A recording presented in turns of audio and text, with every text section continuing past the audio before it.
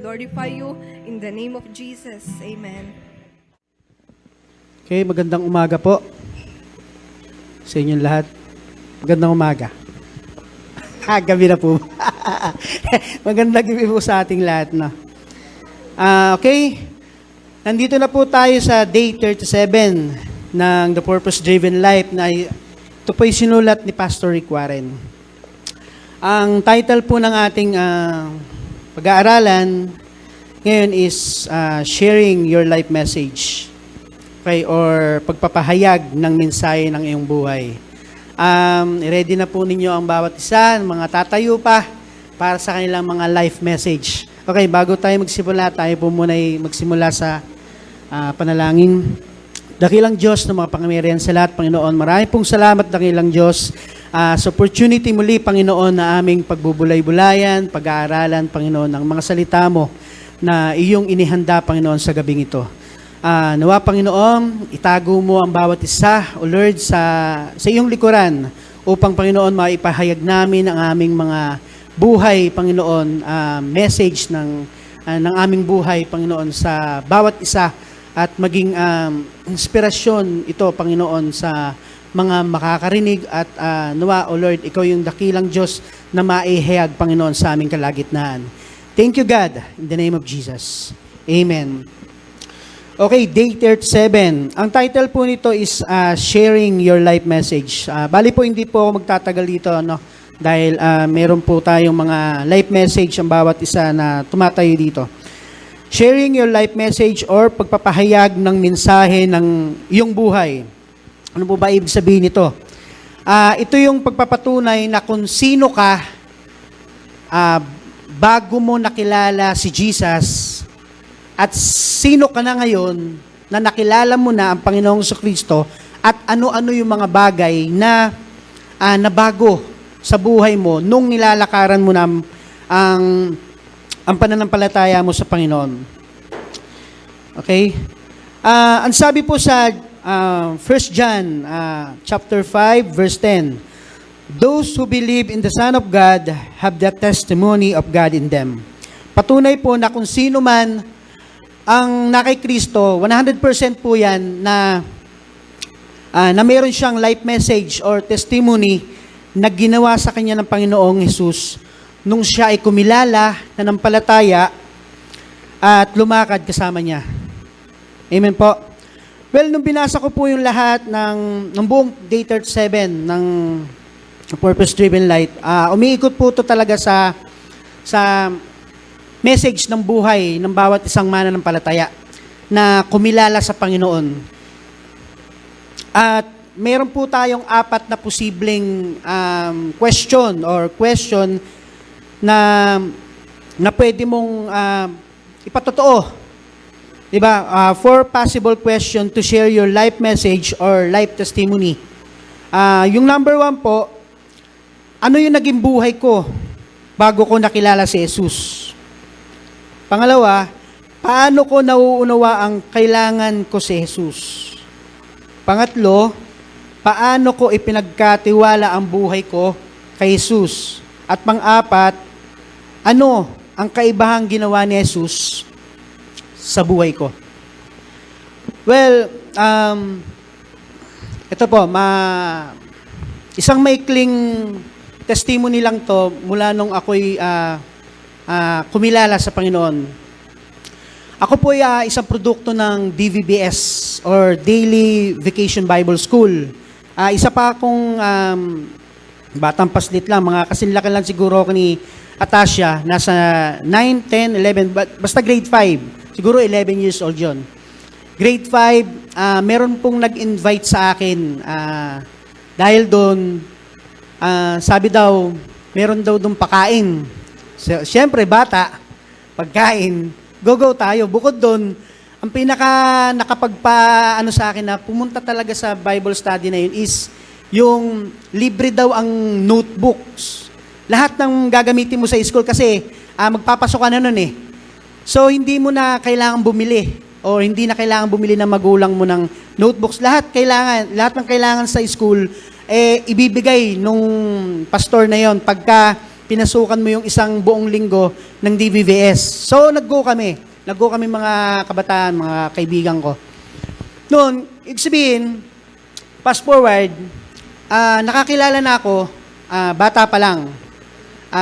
Doon kasi, hindi naman talaga, pagka mga ganyang bata, hindi talaga yan masyadong sa Word of God eh. Kumbaga, parang chill-chill lang yan. Pagka maraming bata, is go. Pero pagka wala, parang tinatamad. Nung natapos po kasi namin yung na yon, yung DVVS na yon, bali in-invite ulit kami ng pastor na yon. At ang pinang-hook sa amin is yung life ni David, ni Daniel, at ang hinaharap, ang Revelation. So, sa liit namin na yan, yun na kagad ang ibinigay sa aming mga katuruan. So, talagang nabigla kaming lahat na ang hinaharap pala talaga is pasama ng pasama. So, ako kasi bata pa ako, nag-iisip na ako talaga kung totoo bang may Diyos, kung totoo ba talagang nabuhay tayo dito sa mundong ito na wala lang. Talagang nagsisik talaga ako kay Lord kung talagang totoo ba siya. So, nung napakinggan ko yung mga ganong katuruan, so, natakot ako dahil totoo pala talaga ang impyerno na sinasabi pa ng pastor na yun na 7 times na mainit sa impyerno kesa sa pangkaraniwang apoy natin dito. So, kung napasok ka na, alam mo na yung pakiramdam kung paano mapasok. Pero, pagdating pala ng impyerno, 7 times daw po doon. So, talagang bilang bata, nakakatakot. Siyempre, ayokong mapunta doon. Siyempre, kung merong paraan para mapunta sa langit, go ako doon. So, bata pa lang, naturuan na kami paano tumanggap. Na hindi naman dahil sa natakot ka lang, pero isa na rin yung siguro way ng Panginoon para makakilala ang aming mga kaibigan. At the same time ako. Pero hanggang ngayon, alam ko, 3 na lang kami nagpapatuloy ng mga kababata ko sa paglilingkod kay Lord. Yung iba, hindi ko na alam kung ano, kasi may mga sarili ng buhay. So, fast forward ulit, bata pa, hanggang sa nakatapos po ako ng college, hindi naman 4 years, 2 years lang naman, vocational. Nakatapos ako ng Comtech. Yun po, ibig sabihin, yung nilakaran ko mula nung grade 5 hanggang dun sa college na yun, is active po ako sa church. Nabago lang po ito nung nakagraduate ako. Nag-apply ako ng Manila. Salamat sa Diyos nung time na yun kasi first take ko pa lang, natanggap na ako as sa encoder. Encoding company, medyo maganda-gandang kumpanya yun sa Manila. Noon, tumagal ako doon ng 6 years. Yung 6 years na yun, doon naging pumalya ang buhay spiritual ko eh. Kumbaga, kung dati hindi ako mayaya ng mga kaibigan kong minom ng alak, manigarilyo, dito, iba kasi pala talaga culture sa Manila. Sobrang magkaiba dito, lalo ng early 20s, mga 2003. 2003 po kasi ako graduate ng college. 2003 na yon, iba pa rito. Kumbaga parang pa rito masyado pang probinsya. Doon sa Manila, iba na talaga ang culture doon. Talagang sobrang malala na rin talaga.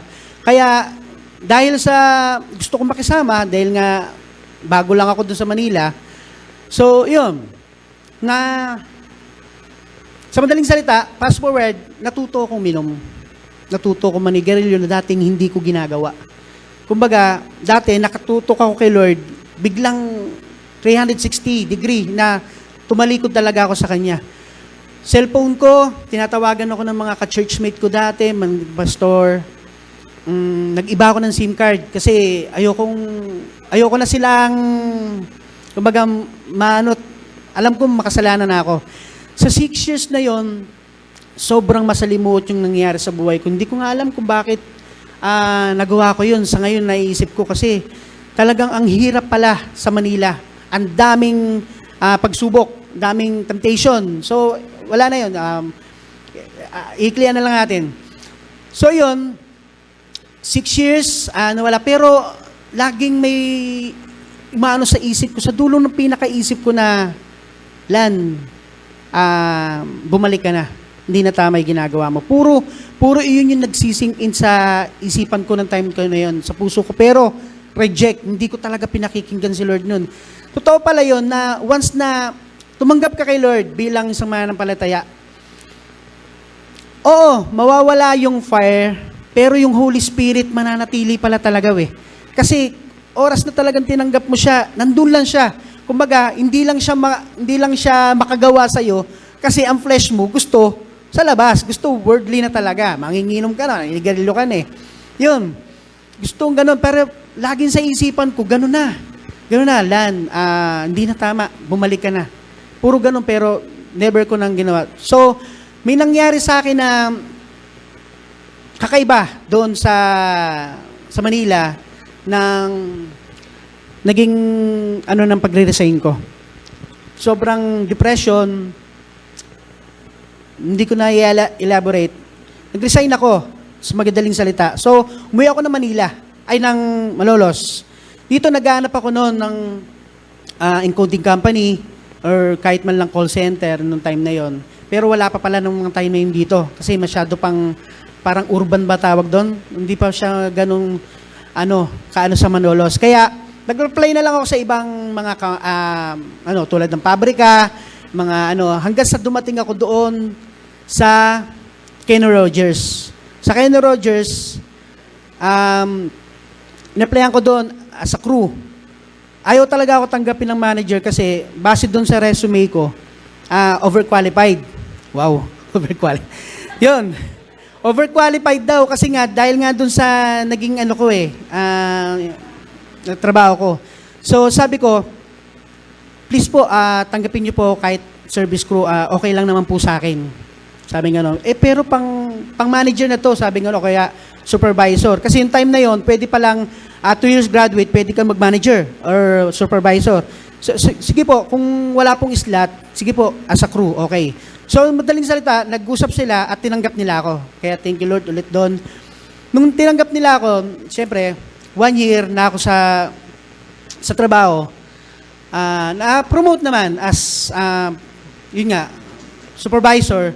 Then, dumating na si Gracia. Sana yon. Yun na po. Doon pala, sa punto na yon, doon ipinakita sa akin ng Panginoon na kung ayaw mo akong pakinggan sa mga simple na bumalik ka na, ganyan, gagawa na ako ng paraan para bumalik ka ulit sa paglilingkod. Naniniwala ako na si Gracia ginamit sa buhay ko bilang na bumalik sa pananampalataya kasi yung time na yon, fast forward ulit, kinasal kami, nagkaroon kami ng anak at napunta sa pagkakataon na niyayaya ko na siya na mag-church na ulit.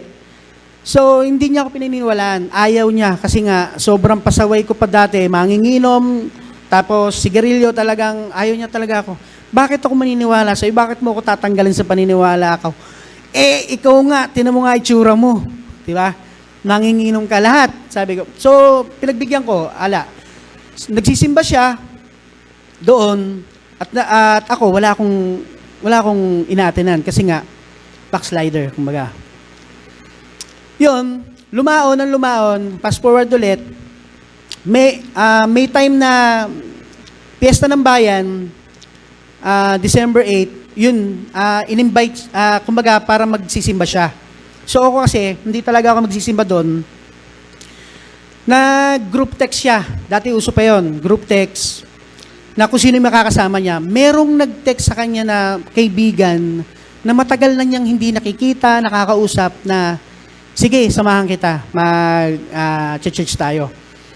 Hindi, ang nangyari, nung nagsikita sila, hindi si Gracia ang nagpasama doon. Siya ang sinama doon kay Pastor Eric noon sa Victory. So doon, ginamit ng Panginoon yung kaibigan niya na yon para mapunta si Gracia sa Victory. Then yung pagtapos niya sa Victory na yon, na si Gracia noong time na yun kumbaga nag-iisip-isip na siya na iba pala talaga pagka si Lord yung nangungusap sa'yo.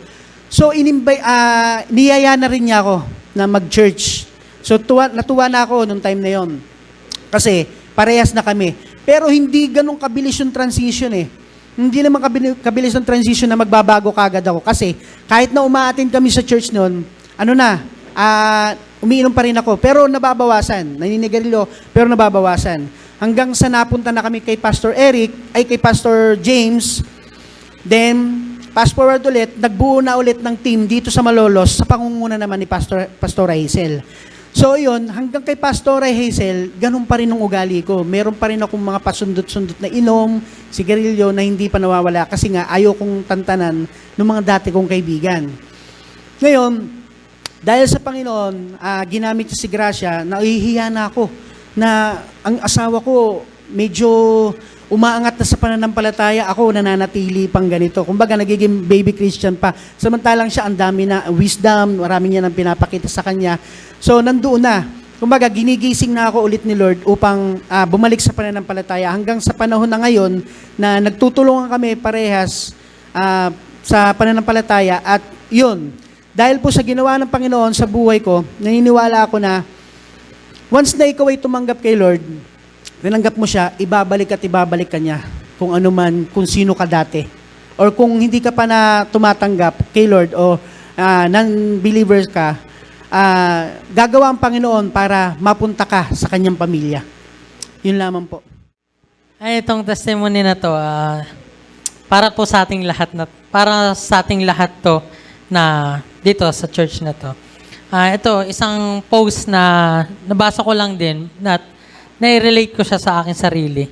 Sabi dito, ang unfair ko sa church, alam kong hindi nagde-demand si Lord sa atin at alam ko ding hindi nagde-demand lalo na ang church at ang mga leaders natin. Pero alam mo, na-realize ko ang unfair natin sa churches and leaders natin, when it comes to work and school, okay lang na mag-overtime, gumastos, magpuyat, pero kapag sa church, usapan, we found it not so church. So sabi po, when it comes to our love life, kaya nating gawin lahat ng efforts, mapa-oo lang natin ang ginugusto natin. Pero kapag ang church may vision to accomplish, we find it very manipulating kung minementor nila tayo at sinasabihan nila tayo ng magpa-disciple at magpa-submit. When it comes to distraction sa mundo, like nga sinabi ni Kuya Alan kanina, okay lang na tumigil tayo. They tell us it's for our peace. Pero kapag si Lord, church, and leaders na ang usapan, we find them as distraction sa atin. Minsan nga, kaaway pa natin sila when they try to correct and guide us. So, sabi, when someone for the secular asks us to improve, we will try our best and tell ourselves na para sa atin naman yun. May sahod, may grades, may promotion naman. Pero when our church illustrates the Bible and states the truth na need nating sundin and a life to take and follow, feeling agad natin condemnation into unchurch. Tama? So, nakikipagpatintero tayo sa jeep at MRT, wag lang malate sa work and school. Pero sa church, kahit malate, di nila tayo pwedeng sitahin kasi pwede tayong umalis anytime. So, kapag na-hurt ako, sasabihin na lang natin na depressing sa church kasi pati time natin binabantayan. Kapag nagde-demand ang work and school to make us early as 6 a.m., okay lang. Pero kapag sa church na ang call time, sabihin nating pagod ako at di makapagsimba. We can journaling all day long for grades and salary. Pero kapag tinatanong na ako ng journal and devotion, reason, our personal na po yun. Ayun yung sinasabi natin. Personal na po yun. Kapag sinabing guard your heart sa church, I found it too personal at sinasabi nating masyadong pakialamero ang church. Paulit-ulit tayong sasaktan ng mundo, pero okay lang. Pero kapag church, kahit konting rebuke or correction, social media agad, ipopost na agad si pastor, si leader, si ate at si kuya. Ginagabi kung saan-saan man, pero kapag sa church, bawal. Suot ko sa gala, todo, ginagastosan pa nga. Sa church, bawal akong sitahin kasi kapag sinita ako, sasabihin kong grabe naman tong church na to. Wala ka ng kalayaan. So, sabi po.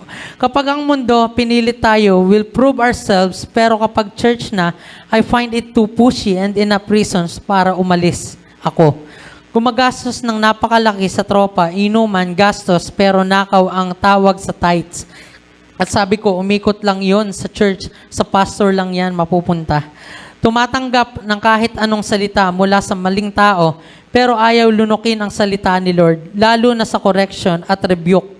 In 2 Peter chapter 1 verse 5, now for this very reason also applying all diligence in all faiths, in your faith. Ay, nawala.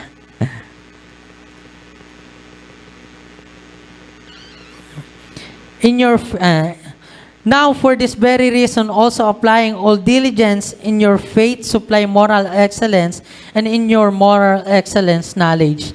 Just to remind ourselves, if I am unfair to church, I am unfair to myself. Hindi ito about sa church, ito ay about sa akin at ang pagkaunawa ko sa pag-ibig ni Lord. The church never demanded me, never tayong pinilit ni Lord. Ang unfair ko sa church, ang unfair ko sa leaders ko, ang unfair ko sa pastors ko, but they never condemn me. Actually, gusto pa rin nila ako, inaabot pa rin nila ako, follow up, at willing pa rin nila akong yakapin. Ay, like Pastor Hazel. Ang dami natin naka-experience niyan. As a response, let us consider to be better. We cannot do it without the Holy Spirit and the community in the middle. We want a renewed heart. Gusto ko ring bigyan ng bigat ang service ko kay Lord, not for a pressure, but for a compelled heart. Lord, help me as I know yayakapin mo ako ulit. But this time, let me be pure and genuine. Let me love the church, the pastors, my leaders, and my co-members for you and for your glory. So, malinaw po. This is para po sa ating lahat, yung binasa po natin. So, ako, nai-relate ko siya sa sarili ko. Kasi before, ganun din ako na, katulad ni Kuya Alan, same kami na kwento, na-addict sa bisyo, sa inuman, even nagsosong lead na ako dito. So, last 2 years lang, napagtagumpayan ko yung pag-inom na yan. So, nakakahiya. Sobrang unfair ko sa church na tumatayo ako dito as leaders, pero yung ganong bisyo, nananatili sa akin. So, praise God dahil unti-unti binabago tayo ng Panginoon at nawa patuloy pa tayo na baguhin ng Panginoon. So, yun lang po. Okay, amen. So, yun, praise God. Sabi po dito, for possible question to share your life or life testimony, sabi number 1, ano ang naging buhay ko bago ako nakilala si Jesus Christ? So, alam naman po ng lahat yung aking testimony, no? Barumbado ko, mayabang. So, saglit lang to, mabilis lang. Okay. So, mainitin yung ulo ko. Hanggang ngayon, meron akong anger management na tawag dito, unti-unti pa rin namin, unti-unti kong pinaglalabanan kasi may mga time talaga na mabilis akong mainis, konting kibot lang, nagagalit ako agad, yan, ganyan ako sa bahay. So, salamat sa Lord kasi si Raquel laging nandyan. Siya yung, sabi ko nga, lagi kong binabanggit, siya yung neutralizer namin dalawa. Pagka napapagalitan ko si Ford, siya yung gumigit na. Okay? So, yun. Yung tanong sa number 2, saka sa number 3, pinag-isa ko na lang po. Paano ko naunawa ang kailangan ko si Jesus Christ at paano ko ipinagkatiwala ang buhay ko sa Kanya? Kasi, yun, sinasabi ko nga kay Raquel kanina, nalaman ko kailangan ko siya. Kaya ako pinagkatiwala yung buhay ko sa Kanya. So yun, pinag-isa ko na lang po. Paborito ko dati si hanggang ngayon naman, si Robin Padilla. Yung mga pelikula niya, pinapanood ko. Meron akong isang pelikulang napanood niya na merong eksena doon na nagbanggit sila ng Bible verse, yung bad boy. Supposedly, yung bad boy para kay Ace Berhel yun binigay kay Robin Padilla. So, doon nag-boom yung karir niya. Pero originally, design yung story ng bad boy para sa kay Ace Berhel. Yun. Alright. Sabi doon, Isaiah 1:18-20, hali kayo at tayo magpaliwanagan.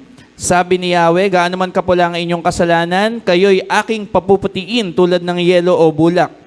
Kung susundin ninyo ang aking sinasabi, tatamasahin ninyo ang ani ng inyong lupain. Amen. So, yun. Isa pa ditong binanggit, sabi sa John 1:8-9, if we confess our sin, He is faithful and just to forgive our sins and to cleanse us from all unrighteousness. So, aware po tayo na tayo lahat ay makasalanan. No? Kahit sino man po sa atin dito is hindi natin masasabing perpekto ang pamumuhay. Amen? So, yun po. Ipinagkatiwala ko yung buhay ko. Unang-una, 3 bagay po yun. Yung sagot ko dun sa 2 and 3. So, papaspasan ko na lang po. First is nung nagkasakit ako, doon ko na-realize na yung buhay pala is napakabilis. Nagkasakit ako sa bato, miihi ako ng dugo. Yung iniihi ko talaga is, hindi naman siya dugo, pero kulay maroon. Siguro kulay ganto. Ayan, ganyan. Para siyang kalawang, kulay kalawang, ganon. Lagi nating naririnig na hanggat malakas ka, mag-serve ka. Hanggat kaya mo, gawin mo yung ano mo, kung ano yung kaya mong itulong sa church, no? Kung ano yung kaya mong i-participate. Amen? So, number 2 is, nung muntik-muntikana na kaming magkahiwalay ni Raquel, so, pinakita rin sa akin ng Lord doon na talagang suntok sa buwan na lang talaga para maayos yung aming sitwasyon. Kasi matindi talaga, matindi. Pero napakabuti ng Lord, naayos lahat, naayos yung sitwasyon namin ng ni katiting, wala man lang ako narinig na kahit anong sumbat. Especially sa parents niya talaga. Nagulat ako talaga doon. So, alam na ng lahat yan, i-testify ko na po. May tinuro din ng Lord doon sa sitwasyon na yun. So, up until now, ina-apply ko para sa aking personal. And last, number 3, nung namatay, ang ninong Dennis. No? So, sabi ko nga, ang gusto ko lang, makita ko lang lagi ninong Dennis. Kahit once a week, makakwentuhan ko. Kasi doon ako nasanay eh. So, aware naman tayo, kilala naman natin ng ninong Dennis, Kuya Dennis, no? Gusto ko lang siyang makita lagi. Aminin ko nung nakita ko si Pastora sa kasi ninong Dennis sa Mini Forest, pag sakay ko ng kotse, nasa apartment pa kami noon, dito pa kami umuwi sa Kaingin, naiyak ako. Naiyak ako talaga. Hindi ko mapigilan yung sarili ko.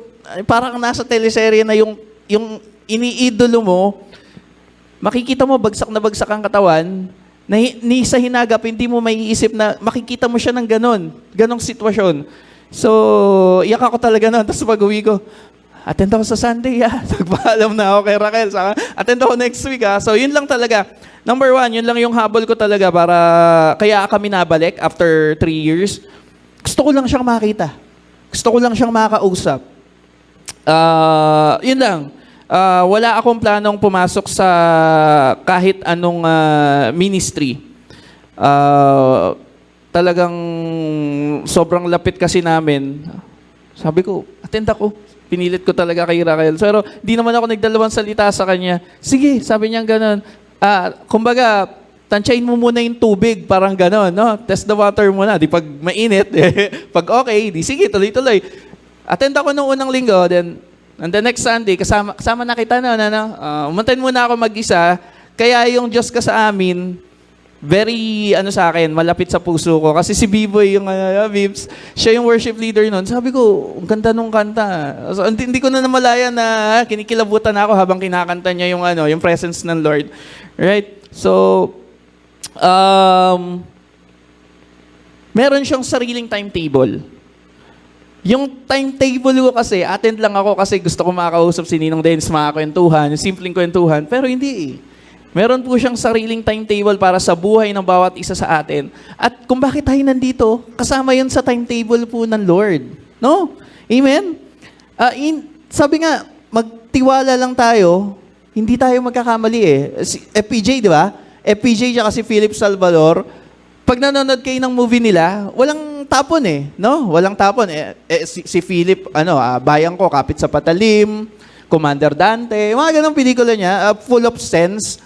Si FPJ naman, kapag puno na ang salop, ang gaganda, di ba, mga bitawan, hindi ako kumakain ng bigas, sinasain ko muna. Di ba, mga ganon. Walang tapon. Di ba? Ganon din sa Lord. Kapag nagtiwala tayo, hindi tayo magkakamali eh. No? So, napakabuti ng Lord. And last, sabi sa number 4, ano ang kabutihang ginawa ni Jesus sa buhay mo? Siguro para po sa akin, wala ako sa lugar na magsalita kung ano po yung kaibahang ginawa ng Lord para sa akin. Kasi ayokong iangat or buhatin yung sarili kong bangko. Siguro po, kung merong makakapagsabi po nun, yung mga taong nakakilala sa akin. Yung mga nakakasalamuha ko, araw-araw. Pero napakalaki talaga ng ginawa ng Lord. At napakalaki ng itinuro niya sa akin. Though, hanggang ngayon, nagagalit ako, nag-iinit ang ulo ko. Hindi ko naman tinatanggi yun. Talagang, siguro nasa sistema ko na yun. Konting kiwat, nagagalit talaga ako. Pero salamat sa Lord kasi hindi niya pinahintulutan na magkahiwalay kami ni Raquel talaga. At hanggang ngayon, si Raquel yung ang nagtagapagpaalala ko talagang pagka sobra na, pag may mali, pag hindi dapat. So, salamat sa buhay ng wife ko talaga. Amen? So, truly the Lord always provide. Last, kapag may Lord tayo sa puso natin, mas nangingibabaw yung love sa isa't isa. Amen? Yun ang pinaka-importante. Pag may Lord po tayo sa puso natin, minsan negative na yung situation, nagiging positive pa, gumagaan. No? Minsan yung simpleng sitwasyon lang, para sa'yo, very special na yon. Kasi may Lord tayo sa heart eh. No? Yung bigyan ka lang ng chichirya, ako ganun, mababaw na tao ako eh. Pusong mamon ako, pag nagagalit ako, bigyan mo lang ako ng 10 minutes, ilalabas ko lang. After that, okay na ako. Kabisado ako ni Mrs. Bigyan mo lang ako ng chichirya or na kahit anong pagkain. Madali akong kausap, utu-utu ako eh. Okay? So yan, salamat sa Lord. Salamat sa Lord. At napakabuti ng Lord, nagkaroon tayo ng ganitong klaseng gawain. No? Salamat sa Lord. Thank you po. Bata pa lang po ako, may mga tanong na talaga ako, hindi siya nawala sa sarili ko. Sa isip ko po, though hindi pa kasi ako ganun hindi ko pa totally nakikilala o nagkakaroon na relasyon sa Lord, dahil nga po lumaki ko na Catholic. Ayan. So, noon ang tanong ko, sabi ko, paano ako maliligtas? Yun lagi po yung pumapasok sa isip ko. Na bawat ginagawa ko, ang tanong ko is, paano ako maliligtas? Yung sa bawat lumaki kasi ako na nilalakaran namin is, yung nagsuserve sa simbahan po. Which is sa simbahan po kasi, may mga traditional, mga prosesyon, ganyan. Tapos, alay lakad po, ayan po. So, nung mga time po na yon, tinatanong ko, worth it ba to? Parang ayun, hindi siya mawala sa isip ko. Hindi ko po alam kung bakit. Kung bakit gano'n yung tanong ko. Hanggang sa umiidad-idad po ako, na naging active din po ako sa ang tawag dito, yung Mary, yung binabahay-bahay po. Ayun po, naging active po ako sa ganon. Until tinatanong ko pa rin, tinanong ko yung mga leader namin doon, paano po ba yung kaligtasan? So yun po, ano po yung dahilan kung bakit po ako, kung paano po maliligtas? Ano po ba yung mga paraan? Sapat na po ba na yung ginagawa po natin na pagbibigay or what? Basta yun po, lagi yung naging tanong ko. Hanggang sa hindi pa rin po masagot, hindi ako magkaroon ng kaliwanagan or kumbaga kapayapaan sa puso na sabi ko, dumating pa nga sa isip ko na, paano kung mamamatay na ako ngayon? Paano ko maliligtas? Hindi ko alam kung talaga bang mapupunta ako sa langit. Out of nowhere, talagang ganun yung question ko. At hindi ko maintindihan bakit ganun. Hanggang sa lumaki na ako at nagdalaga na nga po ako, in-invite ako ng tito ko. Yung tito ko medyo ahead lang sa akin ng content. Noong time na yung college ako. So, nung college ako na in-invite niya ako, yung pala born again, parang yung ginagawa natin na concert. So, nung time na yon, syempre, dalaga. College. So, busy ka pa sa mga makamundong bagay. So, nung time na yun, naboring ako. Nakakahiyaman, pero nagpaalam ako sa tito ko kasi hindi ko maatim, naboboring po talaga ako dun sa concert. Sabi ko, tito, may pupuntahan pa po ako. Sabi ko, uwi na po ako. So, walang touch talaga ng Holy Spirit. So, ayun na, hanggang sa nakatapos ako ng college, and then po, ayun na, trabaho na po. So, nung time na yon, nung nagtrabaho ako, ang tanging prayer ko sa Lord, syempre po, wala namang perfectong family. Wala namang perfectong family po. So, ayun po, kumbaga nagkaroon ako ng mga prayers sa Lord at isa sa naging panalangin ko sa Kanya is, Lord, kung ako magkakaroon ng asawa, sabi ko, gusto ko lang yung simpleng buhay.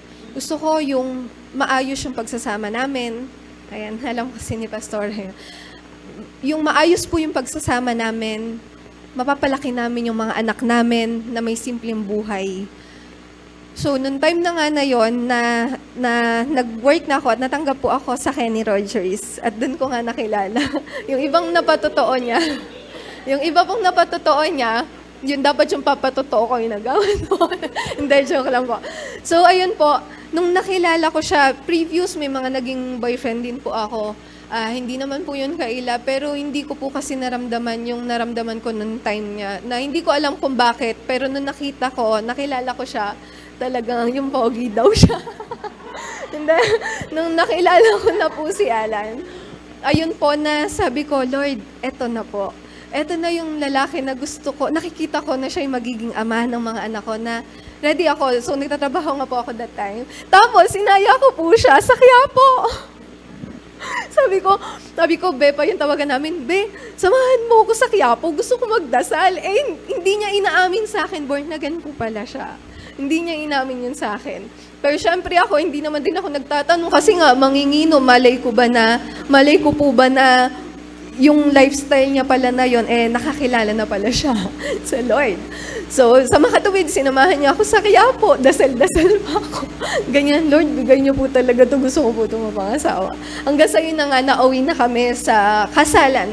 No? Hindi rin naging madali yung pagsasama namin, gaya ng pinatotoo nila Bro Ax. Kasi dumating sa point na sabi nga ni Daddy kanina, umiinom pa siya. Ako bilang asawa kasi, syempre ang gusto ko lang naman po is maayos na kumbaga ayoko nang umiinom. Kasi parang nung time na yung gusto ko, inaantay ko siya, pinagpe-prepare ko siya ng pagkain, ganyan. Nung time na yon na naiinom po siya. So, syempre, parang medyo ligwak-ligwak yung relationship namin. Pero hindi naman po humantong pa sa hiwalayan. Kasi, pag mag-aaway kami, ayoko din naaalis siya. Basta dyan ka lang, mag-aaway tayo. Pero dyan ka lang. Hindi kailangan malaman sa inyo. Kasi kumbaga nagkaroon kami ng mindset na ayokong malalaman ng family nyo na gano'n, na masisira yung image niya. So, sa madaling salita po, nung napatotoo niya kanina na na-invite ako, nag-post ako nun yata, parang post yata yung ginawa ko na gusto ko mag-church kasi parang may something po talaga na nangungusap po sa akin na may gusto kong gawin Hindi ko lang po ma-analyze pa nung time na yon. So yun na nga, sabi ko, gusto ko po mag-church, sino makakasama ko? Nagtatrabaho kasi si Daddy nun sa Kenny. Tapos, nung time na yon, nag-chat nga yung kumari ko na hindi ko siya talaga totally nakakasama ng madalas sa buhay ko. So, yung time na yun, sama niya daw ako. Hindi naman ako, sabi ko pala, nagtanong ko sa kanya, saan tayong church? Ayun, kasi expected ko, kasing Mary yun Araw yung Mama Mary pa po yung tawag. So, nung time na yun, nagulat ako, doon niya ako dinala sa Dakila. Sabi ko, hindi to Catholic. Sabi ko, ano ba tong church na to? Tapos, nagpapalakpakan sila, kumakanta, masaya po, gaya ng ginagawa natin ngayon. Pero sa akin, ng time na yun, parang awkward. Sabi ko, papalakpak ba ako? Pero parang ansaya. Sabi ko, pero napipigilan ako kasi hindi ko alam paano ako magsisimulang gaganon. Hanggang po yung narinig ko na po yung preaching, may kung anong kumirot sa akin, kumurot sa puso ko. Tapos, yun na nga, hinanap-hanap siya nung soul ko. Tapos, kinento ko kay Daddy, sabi ko, parang ang ganda ka ko doon sa inatenan namin, tapos hindi ko ma-explain sa kanya, basta parang excited lang ako nung gaya na nararanasan ni Dons ngayon, na-excite talaga, na-uhaw, hanggang sa ayun na, inaya ko na siya, nakakapagdalo-dalo na kami, nakapag-undergo din po kami doon ng training sa leaders po. And then, nagkakaroon din kami doon ng couples group kung saan yung mag-aasawa po is nag-gather together. Tapos, ayun, inaawat na ako pero hindi ako papaawat. Hindi po, ayun po. Hanggang saan ako? Nasaan na ako? Nawala ako. Hindi hanggang saan na nga ba? Ayun, yung couples. Hanggang eto na nga, dumating naman sila pastora sa amin, sa bahay namin, at ini-invite kami. Thank you, Daddy.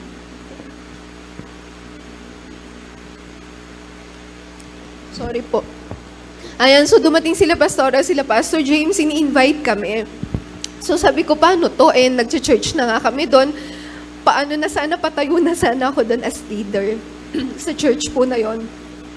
Tapos, nagpa-pray ako kay Pastor Eric. So si Pastor Eric, pinakawalan naman kami ng maluwag, pinanalangin kami, basta anak, lalago kayo doon, sabing ganun. And same po ng pananampalataya, sige, i-go nyo. So ayun nga po, dahil sa blessing din na yon, tapos ayan, nakakasama na namin si Pastora. Nagpatuloy kami hanggang sa, eto na yung nilalakaran namin ngayon, yung tanong doon na, paano naunawa ang kailangan ko si Jesus? Napakaraming bagay na naunawaan ko na kailangan si Jesus sa pagsasama bilang mag-asawa. Kung wala si Jesus, mahirap. Napakarami pong temptasyon ng buhay. So masasabi ko na hindi ko talaga kaya kung wala si Jesus, kung hindi ko tinanggap si Jesus sa buhay ko. Yung pagpapasakop bilang asawa, malaking bagay na natutunan ko na kung wala si Jesus, ako lagi yung masusunod. Ako lagi yung tama, ayoko kasi ng correction.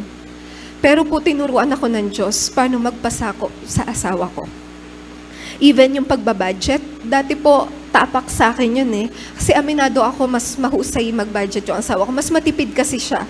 Which is ako kasi, hindi ako nasanay na nagtatrabaho agad.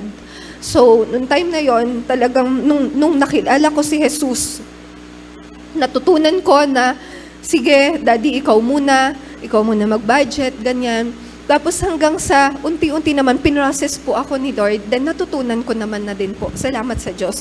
Tapos po sabi dito, paano ko ipinagkatiwala ang buhay ko kay Jesus? May mga bagay, sabi ko nga, may mga bagay na hindi ako perpektong tao, lalo nung kabataan ko, nung kadalagahan ko, pero nung pinagkatiwala ko po kay Jesus yung buhay ko, grabe yung binago niya. Grabe kung ano yung meron kami yung pagsasama ng asawa ko ngayon. Yun ay dahil kay Jesus. Yun ay dahil sa Panginoon Diyos. Kung paano nyo po nakikita na gano'n na akala po natin perfecto yung pagsasama namin, pero hindi rin, syempre. May mga flaws din po kami, pero napagtatagumpayan po dahil sa Panginoong Jesus. Ayan, salamat sa Diyos. Ano ang kaibahang ginawa ni Jesus sa buhay ko? Marami din masasabi ko. Kasi dati, sobrang palamura po ako. Hindi ko po ikakahiya yun. Nakakapagmura ako. Na-share ko din po yun kay Pastora. Napakamainitin din ng ulo ko. Gaya ng shinare ni bro. Ganun po ako. Kaya nga po, pag tumatayo po ako, sabi ko, at kahit naman po nun nito pa na nagpapatuloy kami, sabi ko, Daddy, bakit kaya ako pa? Ganun po lagi yung inaano ko. Habang nagtuturo ako, tumatayo dito, sabi ko, Daddy, ba't ako pa yung tinatawag ng Lord? Feeling ko, parang hindi ako deserving. Kasi pag nasa church ako, parang mas maraming deserving na tumayo, mas maamo, mas mababait, kumpara po sa akin. Ganun ko po nakikita yung sarili ko. Tapos, sabi ni Daddy, Mami, sa'yo ganun, hindi ka napariyan, hindi ka tinawag ng Diyos dahil sa perpekto ka. Kung tingnan mo yung mga story sa Bible, lahat po sila ay makasalanan. Yun yung tinawag talaga ng Diyos. So doon ko unti-unti pong naunawaan. At hanggang ngayon naman po, may mga proseso pa rin na ginagawa si Lord sa buhay ko at mga bagay po na masasabi ko na naging kaibahan is yung nalayo po ako sa makamundong gawain. Yung mga bagay noon na parang naging normal sa akin na ginagawa sa flesh, pero ngayon sobrang praise God. Dahil po sa Diyos, talagang masasabi ko na pinroseso niya po at nagpapatuloy. At yun nga po, yung pinili naming buhay na mag-asawa, dahil yun yung pinanalangin ko sa Diyos, gusto ko magkasama kami maglilingkod ng aking asawa, maging ng mga anak ko po. Kaya ngayon naman po, sobrang thankful dahil nagagawa po namin siya. Yung choice po namin na maging magkasama kami, no, sa hirap man o sa ginhawa, na naglilingkod po kami sa Panginoon. Sobrang wala po kami talagang pinagsisihan. Dahil sinabi din yun ni Pastora na yung mga bagay na kahit hindi nyo yan pinagdarasal, basta nakita naman ng Diyos, no, yung mga pangangailangan natin. So, yun po yung pinangahawakan din namin, na hindi na naging issue pa sa amin yun, kung ano yung status ng buhay namin ngayon. Basta masaya kami na naglilingkod and sinurrender namin sa Lord. At saka, ayun po, na ang daming nire-reveal ng Lord, like yung couples na sinabi ko sa iyo, Sis Raquel, na parang pinapakita ng Lord na mag-handle ng couples. Ayun, even past yung ano ko nung last time. So yun, ang dami po na nire-reveal ng Panginoon na sabi ko, sabi ko kay Paspas, hindi ko pa po kaya, pero tulungan niyo po ako. Nagpapamentor ako sa kanya kasi alam ko naman po na hindi pa ganun kumbaga yung kaganap ako na para magturo. Pero sabi ko sa biyaya ng Panginoon, ayun po. So, yun po, ganun kadakila ang Diyos sa buhay namin. Kaya salamat and glory to God. So napakaganda po, no? Bakit ba? Di ba alam naman natin yung purpose natin, nalaan natin yung purpose natin the moment na tayo po ay lumalakad talaga sa ating Panginoon. At wala namang nilikha ang Diyos na parang sumulpot lang bigla at wala namang gagawin. Kundi, hindi lang tayo basta aksidente lang na naparito, sabi nga ni Rick Warren, kundi may purpose talaga tayo. Meron tayong dapat gawin, no? At minsan, na-realize nyo minsan, o kaya naiisip nyo ba minsan, bakit ko ba pinagdadaanan to? Naging question nyo na ba yon? Bakit ba kailangan kong maranasan to? No?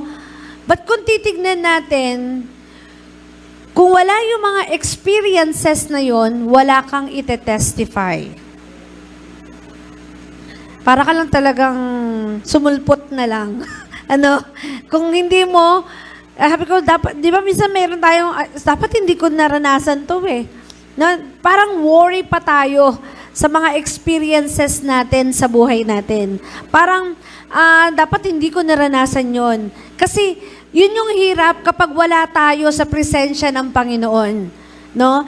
Na hindi mo makikita, ay kailangan kong pagdaanan to kasi may plano ang Diyos at kailangan ko to para makapagpalakas din ng iba. No? Napaka-importante po niyan. Kaya wag po nating, kasi baga, kung ang libro ay may chapter, ang buhay din natin ay may mga chapter yan. Kaya nang sinabi kanina ni Grace, nung kabataan ko, kasi yung tinitestify ko, wala akong masasabing good testimony eh. Sabihin, parang yung testimony na kung saan ay nag-addict ka, parang naging, sorry for the word, maarte kang babae, or ganun, no? Kasi pag ako po bahay, school, pag labas-labas lang ako, pag alam niyo yon, kapag katapos ng exam, saan tutuloy? Lalo na sa Baliwag, sa mall, Sa Baliwag, nung nag-aaral ako ng high school, sa BC, before, ngayon, BU, Pagkatapos po ng, ng exam, kung hindi manonood ng sine, pupunta sa Angat Dam, Angat Dam, o kaya naman, pupunta sa bahay ng kaklase, magkakain-kainan doon. At kung meron pang mga puno-puno, akit-akit pa doon. Yung mga tipong ganun, kakain ng mangga, yung mga ganyan, pupunta sa may mga puno-puno. So, yun lamang po yung routine ng aking life. Even, sabi ko nga, first and last boyfriend ko, si Dencio. No, hindi ba't ba hindi ako? Sabi ko, paano mo na-experience yung maraming naging, sinasabi ni Sister Grace kanina na meron siya mga past na mga boyfriends. Hindi ko na experience yun. Kaya wala akong about doon, kung ano ba experience ng naka-experience sa mga ganon. No? But, sabi ko, Lord, anong testimony ko? Pero, kapag ikaw pala talaga na lumalakad na sa Panginoon, habang nandun kapag nandyan na, tinitira ka na ng kaaway, yan na po yung way for maturity. Yan na po yung stepping stone para mag-matured ka. No? Choice mo lang kung isusulong ka doon sa step for maturity na yon, no? Kasi level na yung mararanasan mo. Hanggang dudurugin na yung puso mo, hanggang maging, yung wala nang pakiramdam. I mean, yung walang pakiramdam na parang, yung tipong, yung dating sobrang nakurot ka lang ng konti, talagang aray ka na. Yung tipong ganon. Pero habang tumatagal yun, namamanhid ka na parang nonchalant ka na lang. Yung the word na nonchalant na yan, na hindi mo na siya iniinda kasi napuproseso mo na yung life mo. Yun yung sinasabi na unti-unti, dahil sa mga experiences natin na yan, unti-unti binabago tayo ng Diyos. Kaya yung pagbabago binabago na yan araw-araw. Binabago. Kaya sabi ng Jeremiah, anong sabi po ng Jeremiah, ng ating Panginoong Yesus kay Jeremiah? Sabi niya, before I formed you in the womb, I knew you. And before you were born, I consecrate you. I appointed you a prophet to the nations.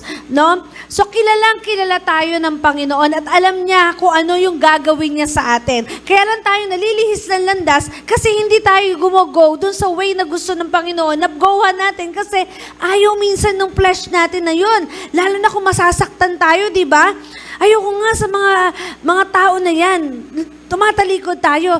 Pero kailangan pala natin suungin. Kailangan natin mapagtagumpayan. No? Yung sitwasyon, yung tao, yung yung mga bagay na yan, para tayo ay maging mananagumpay. At yung word na sinabi doon, that I will make you a prophet of this nation, no? Kasi tayo, as a witness of Christ, hindi pwedeng nakatikom lang yung mga bibig natin. Meron na ka ba na bang nakita na witness? Meron na hindi nagsalita, hinayaan lang. Pero ano ang nangyayari doon sa, di ba nakukonsensya ka? Witness ka doon pero hindi ka nagpapatotoo. No? Di ba nakakonsensya? Kaya nga minsan yung iba, pag yung may napatay, no, para lang sa mga witness na hindi, may sisiw, para magsalita mo konsensya.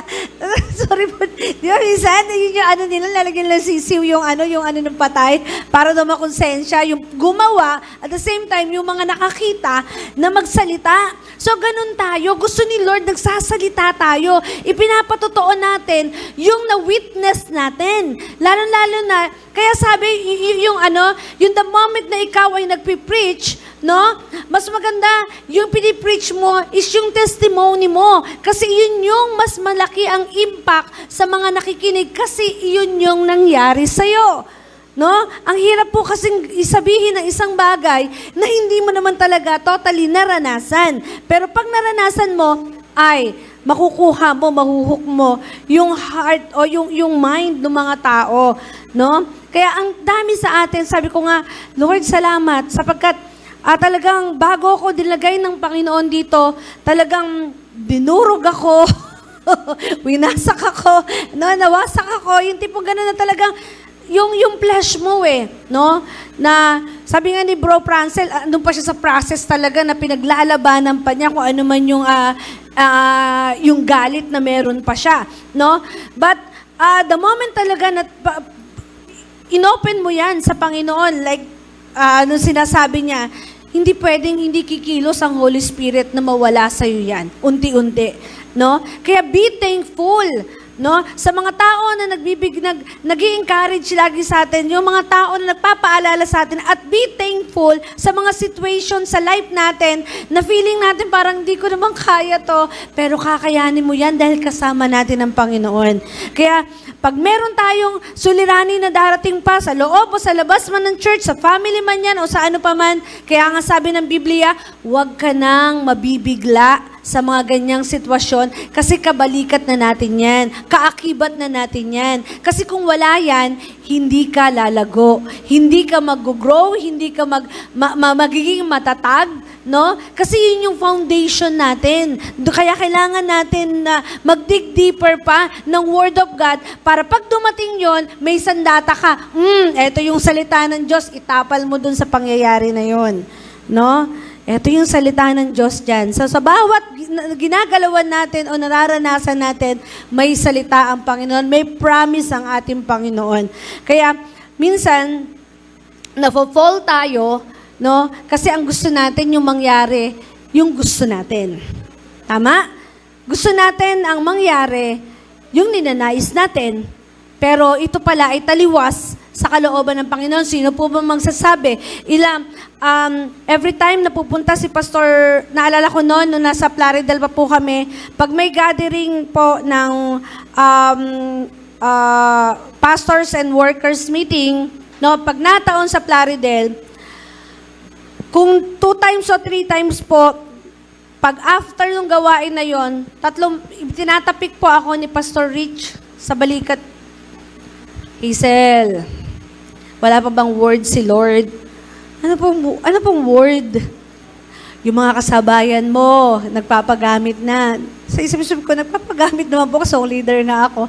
It means yung pagtayo. Wala talaga akong marinig, Pastor. Hindi ko pa po naririnig. Sa isip-isip ni Pastor, binubuksan mo ba yung tenga mo? Hindi po ganun. Tapos hanggang sa kinukulit din ako ni Pastor James dahil kinukulit din siya ni Pastor Rich. Sabi ko, ano ba yung word na sinasabi nila? Wala talaga akong marinig. Alam niyo po, yung purpose natin, minsan hindi natin makita. Kasi ayaw natin tignan. Ayaw natin talaga. Pero may gagamitin ng Diyos. No? Na para i-reveal sa'yo yan. Kaya you need to be open. No? Na minsan masakit. Minsan na ayaw mong tanggapin pero kailangan mong tanggapin because that is your purpose. Sino magsasabing, ayoko nga. Sabi ko nga, kaya nga, yung best friend ko po nung high school, elementary high school, ang kinuha po niya, ayoko mag-teacher habang buhay ka nag-aaral, no? Sabi ko, ayoko. Kaya nag-BS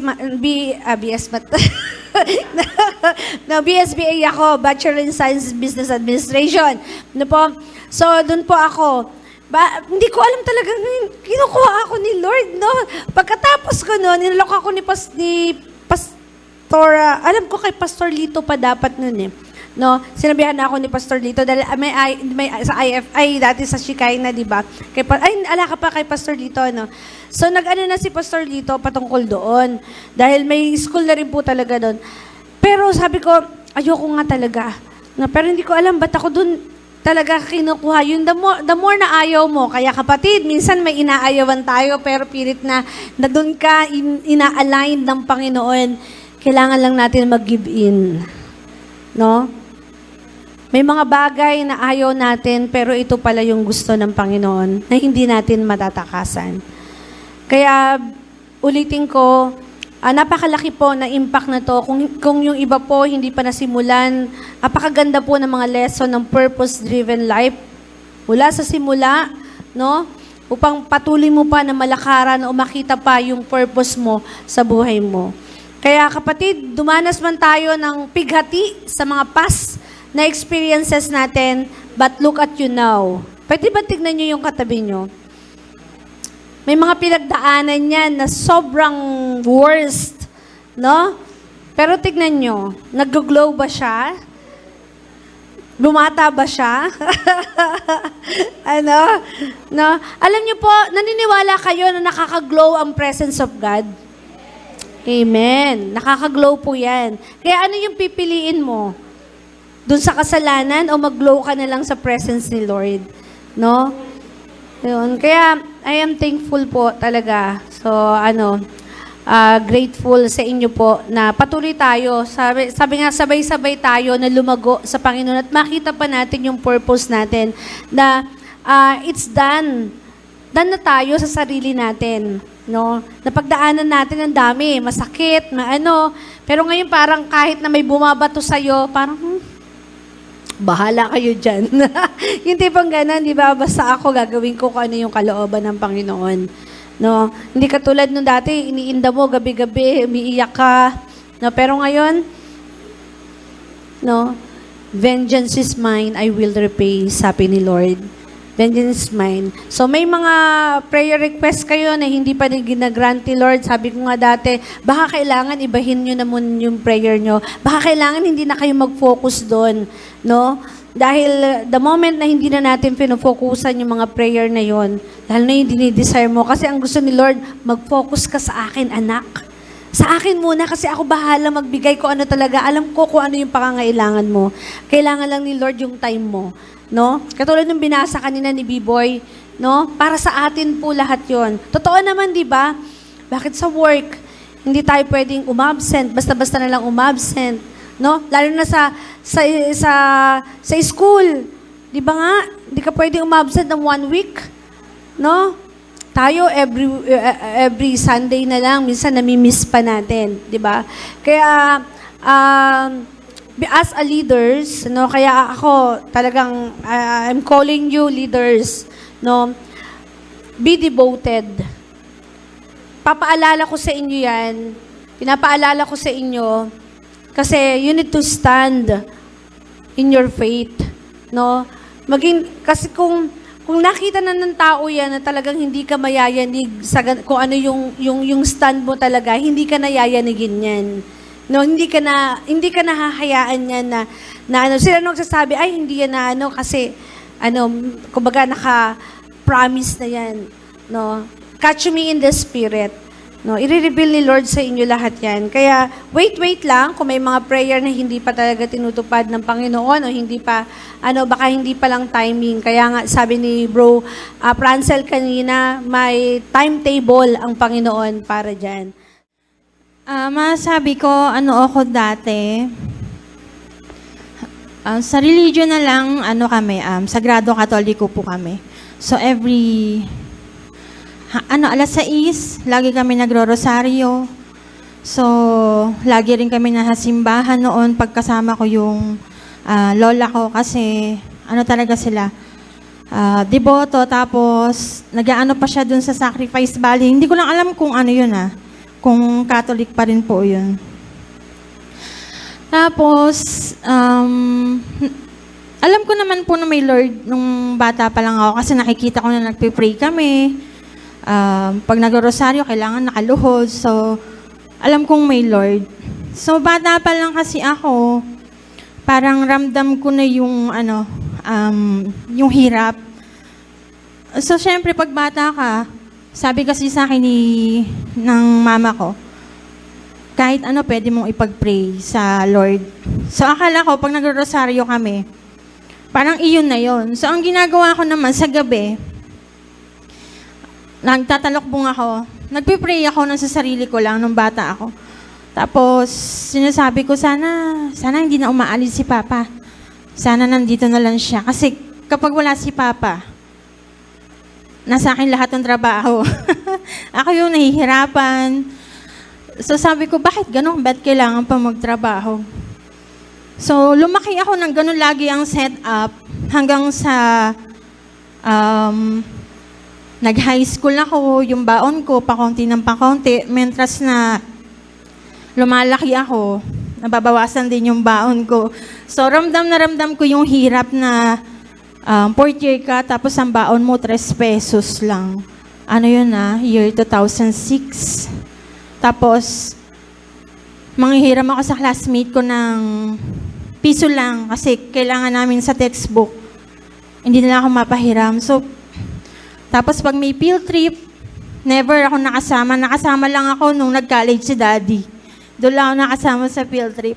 So yun, ramdam na ramdam ko yung hirap. So, nung nagkaroon ako ng pagkakataon na kumita. So, nagkatulong ako, nag-alaga rin ako ng bata. Sa lahat na pwedeng possible na kumita ako, makatulong ako kay Mama. Tinry ko. So, nagkaroon ng dito na magisimula talaga yung totoong pagsubok na parang kahit nagpe-pray ako lagi noon, parang doon pa lang, 18 years old ako, sinubok na ako ng Lord.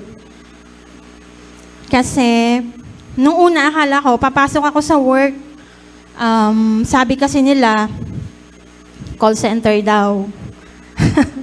Call center daw. Pero nung pagpunta ko doon, sabi sa akin nung isang kasamahan ko, sabi niya, taga saan ka?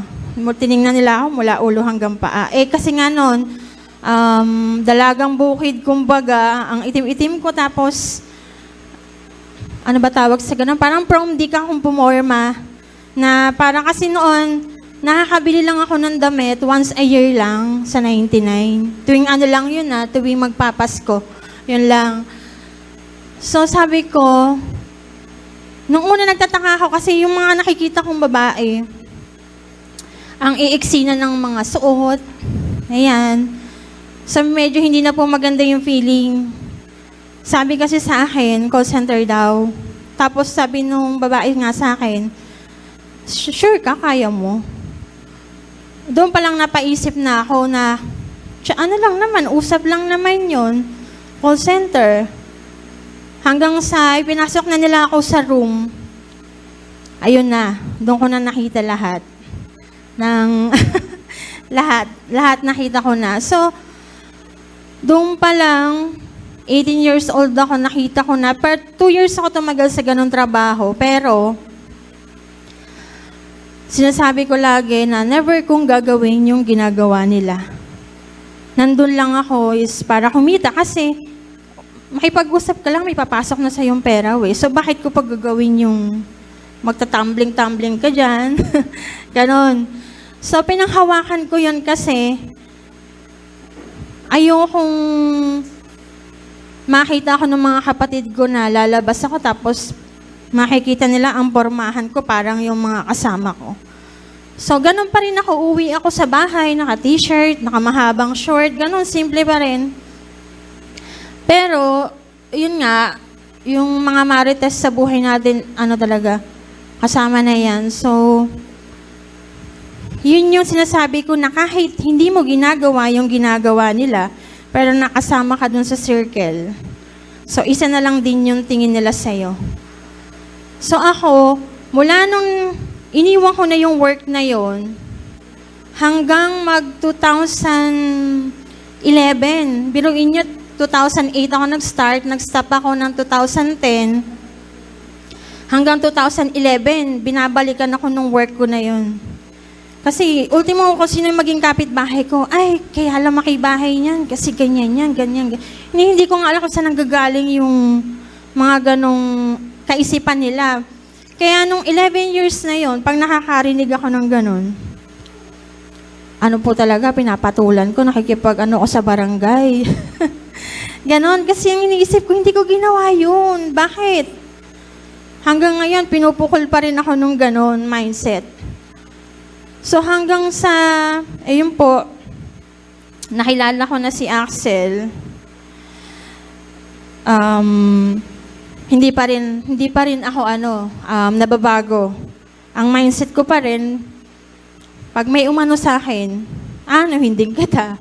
Ganon, laging ganon. Parang nasanay na lang ako kasi mama ko kasi, parang kapag may umaaway sa kanya, lagi siyang hindi kumikibo. So, parang naging mindset ko na, lalaki ako ng hindi ganyan. Hindi ko gagayahin yung ganon kasi, naawa na ako sa kanya na kahit kamag-anak namin, ganun ginagawa sa kanya, hindi niya pinapatulan. So, nung tumanda na ako, doon ko nalaman kung bakit hindi niya ginagawa. So, yun. Nakilala ko si Axel. Siya yung unang nag-ano sa akin dun sa church, pero hindi pa talaga ako noon, parang patago pa lang na Christian yung inaatenan ko. Hindi alam nila mama kasi ayaw nilang mag-switch ako ng religion. So nung una, uma-attend lang ako sa church, pa siya no, youth leader. Wala lang, gusto lang namin magkita. Kaya lang ako uma-attend doon. Gusto ko lang umalis ng bahay, ganyan. Hanggang sa yun nga, 2014, kinasal kami. Ganun pa rin. Parang meron kang ang pera, pero mamaya-maya, maghahanap ka ulit ng kung ano yung kailangan mo. Hahanapin mo ulit, parang kahit meron ka, feeling mo hindi kulang to eh. Kailangan meron pa. Ganun ang naging mindset ko. So, ang naging focus ko noon, business. Sige, business, ganyan. Kumita, para may maibigay sa parents ko. So, naging din po ako, people pleaser din ako. Ayoko nang may nasasabi sila mama sa akin na nag-asawa ako, pinabayaan ko na sila. So, laging nakadepende yung feelings ko sa kanila na kailangan ibigay ko to kasi baka magalit sila sa akin. So, ang hirap po pala ng gano'n na maging people pleaser ka kasi naiiwan mo na yung sarili mo eh. Tapos, wala ka nang natitira. Yung maski emosyon mo, hindi mo pwedeng ilabas yung na sanay ka ring magalit. Nagagalit ako sa ibang tao, oo. Nakikita nila yon, nakikita nila yung katarayan ko pag sa ibang tao. Pero pagdating sa family, talagang hanggang kaya kong i-hold, hinuhold ko. Pero hindi po pala siya hindi po pala siya okay kasi doon na nag-start yung anxiety ko.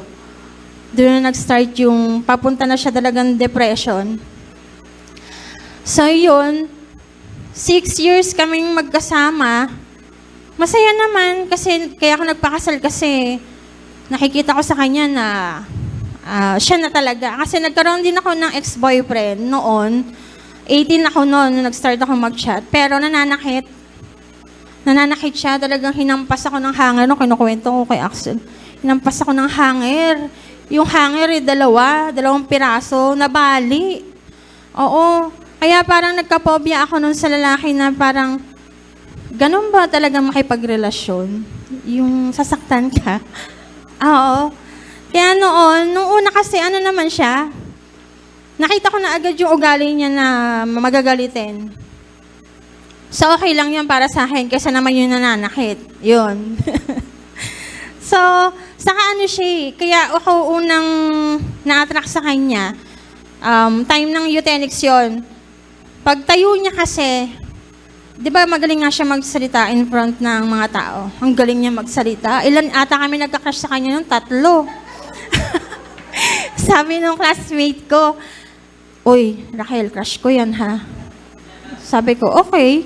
Tapos yung isa, "Ate Rax, ano kaya pangalan nun? Crush ko yun." Sabi ko, okay. Hindi nila alam, pati ako, crush ko rin siya. So, ala na magaway kaibigan ko kasi ako unang kumuha ng email niya. Ako unang kumuha ng email niya kasi doon ako naano sa kanya, ang galing niya magsalita, ang galing niya mag-explain. So, lahat ng, kumbaga, ng mga student, pag siya tumayo, talagang nakikinig talaga sa kanya, ganon. Tapos, yun nga, paiksiin ko na, kinasal kami noong 2014, yung 6 years namin, hindi talaga maganda. Away, bate. Tapos, magagalit siya. Pero kailangan quiet lang ako kasi maririnig kami lalo sa baba. Kumbaga, naririnig na siya. Tapos ako, sasagot pa ako. Di dalawa na kaming maingay. Di ba? So, ang gagawin ko, iyak lang ako, tahimik, ganyan. 6 years yun, ganun lagi. So, mahirap pala kapag hindi ka nagiging open sa asawa mo. Kasi nung time na yon, siya open siya sa akin. Naiintindihan ko siya. Yung past niya, lahat naiintindihan ko. Pero ako, never ako nakapag-open sa kanya na, nahihirapan na ako, ganyan. Hanggang sa yung, sinubok na kami na, yun yung masasabi ko po na talagang kinailangan ko si Lord. Kasi, pag nasa flesh ka pala, in denial ka pa na, nangyayari to talaga. Nangyayari to, hindi lang sa pelikula. So yun, nagkaroon kami ng problema. Grabe, para akong binagsakan talaga ng asing hindi bato bulalakaw ata yun. Kasi sobrang niya talaga. Sabi ko, nung mga time kasi na yun, umu-okay na kami Tapos biglang talagang sagad hanggang buto talaga yung sakit. Sabi ko noon, nung nandun na kami sa Plaridel, bibilisan ko na, sabi ko, totoo yung sinasabi ni Pastora na, bakit? Bakit po nangyayari sa akin to? Lagi yun. Sabi ko, ang kinukwentahan ko si Lord, sabi ko, naging mabait po akong anak, naging mabait po akong kapatid, naging mabait po akong asawa, binigay ko po lahat. Bakit po? Parang, bakit ako? Sabi ko, bakit deserve ko ba yung ganitong pain na halos maluka ka na pipikit ka lang, parang iniisip ko, pag dilat ko, nandyan na siya, hindi totoo yung nangyari. So, yun, doon po pinarealize sa akin ng Lord na may nakalimutan ka, anak. Nakalimutan mo ako. Kasi, dumepende ako sa kakayahan ko, na kaya kong kumita, kaya kong magkapera.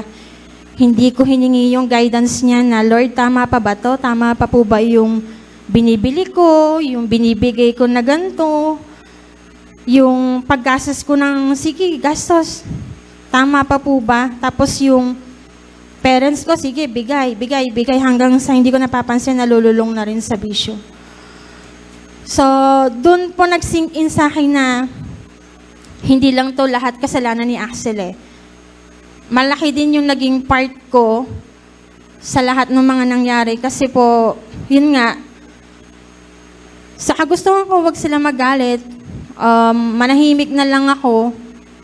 Sa halip kasi kailangan magsalita na tayo ayaw nating masaktan yung tao. Pero mali pala, kailangan sabihin natin para maintindihan nila, maintindihan kanila. So, nung masasabi kong sinubok talaga niya ako, nung nagbabasa po ako ng Bible, inopen ko yung Bible nung nasa Plaridel ako, wala akong mabasa. Binabasa ko siya, pero parang line lang siya, walang pumapasok, basta ang pinapaisip sa akin ng kaaway, nasasaktan ka, masakit ang ginawa niya sa'yo. Walang dapat sisihin kundi siya ganon. Hanggang sa nagpatawag na ako ng pastor, pinapatawag ko nga po si pastora, pero ang dumating po nun si Pastor James. Sabi ko, naguguluhan na po ako, di ko na po alam ang gagawin ko, ano po ba? Kasi ang daming may galit sa akin galit yung pamilya ko, di ako pwedeng umuwi. Tapos, yung parents niya, galit din, so magkakademandahan. So iniisip ko, paano, ano gagawin ko? Parang ako yung naiipit ako. Kaya sabi ko sa Lord, hirap na ako noon, 2 months na wala kang tulog. Biruin nyo yung bewang ko noon, size 30. Tapos 2 weeks lang, size 27 agad. Ganon kalala talaga. Talagang kumakain ako pero hindi ko siya mapil na nabubusog ako. Tumitingin ako pero talagang tagusan siya. Kaya sabi ko sa Lord, nahirapan na po ako. Parang, yun yung time na, gabi po noon, nag-pray ako sa Kanya na, Lord, kung hindi mo po talaga will, alisin mo na. Alisin mo na lahat. Kasi nahihirapan na po ako. Doon ako humingi talaga ng tulong sa Kanya na yung, alam niyo po yung feeling na diretso talaga, yung kung ano laman ng puso mo, talagang Lord, ikaw na bahala. So naniniwala po ako na kapag ganun ang pagpipray mo, talagang i-grant niya. Gumising po ako nung time na yon, wala na akong nararamdaman kay Axel. As in wala. Parang, ba't ka nandyan? Sino ka ba?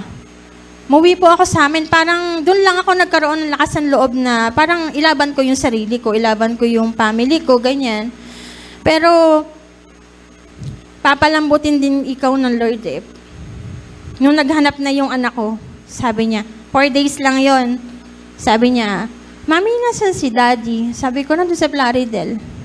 Mami, uwi mo ako dun. Kasi kawawa naman yung daddy ko, mag-isa lang dun. Yun. Bumalik. Bumalik, chinat ko siya. Sabi ko sa kanya, sabihin mo lang sa akin, tatanggapin ko. Papatawarin kita na wala nang tanong-tanong, as in wala na. Ayun, sinabi niya sa akin. Nung sinabi niya sa akin talagang, parang yung tindi nung ginawa niya at nung galit ko, as in nawala po talaga siya, naayos. At ang galing ng Lord kasi, sa lahat ng pag-aaway po namin, iyon po yung pinakamatindi. Na masasabi ko na kahit sinong magulang, kapag gano'n ang nangyari sa anak, ay, hindi ka na pwede makisama sa anak ko. Diyan ka na.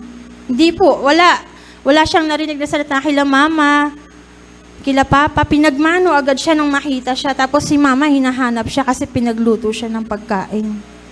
Kaya sabi ko, ang galing ng Lord kasi mula po noon talaga sabi ko, Lord, di na kita bibitawan. Pero noon, nahiya na kaming bumalik sa church kasi ang tagal na naming nawala.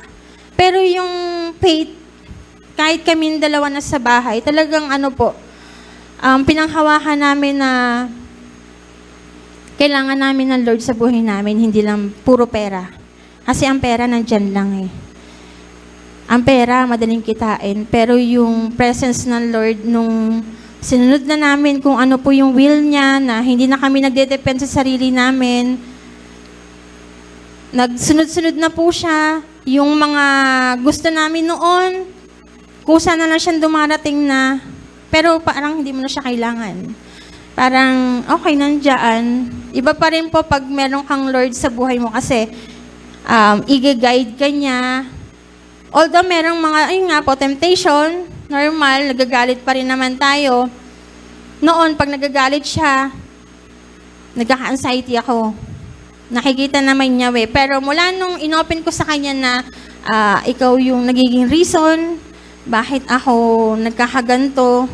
Siya na yung nagko-comfort sa akin pag umaatakin bigla na nanginginig na buong katawan ko. Iiyak na ako ng walang dahilan, para kang